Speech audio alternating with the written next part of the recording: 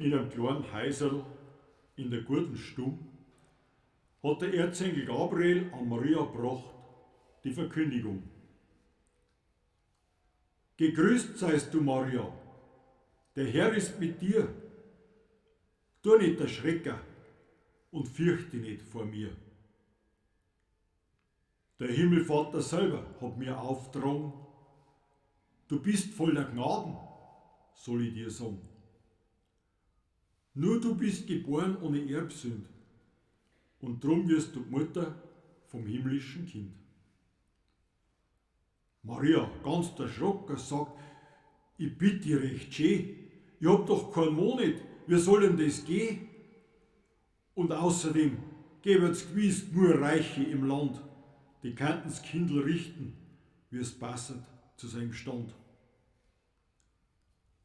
Aber Maria, um das geht's doch nicht, sagt der Gabriel und ist vor der Demut ganz gerührt. Sag ja oder nein, auf das kommt's mir an, dass ich dem Himmelvater Botschaft bringen kann. Ich darf da schon raten, sag ja und sei gescheit. Es ist doch für die Rettung der ganzen Menschheit. Und wenn die Welt einmal untergeht, Kinders, danke nicht nur.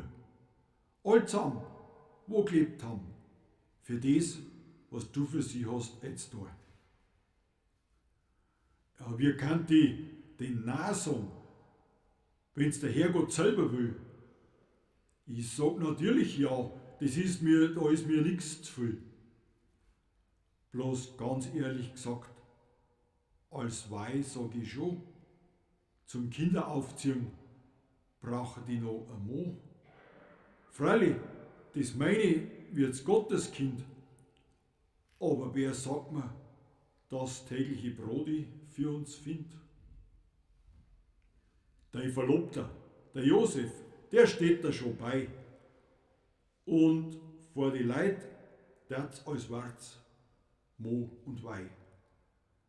Dass du dabei eine Jungfrau durst bleiben, das werden später die Evangelisten aufschreiben.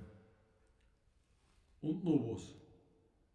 Ist Kind geboren, sagt's Jesus zu ihm.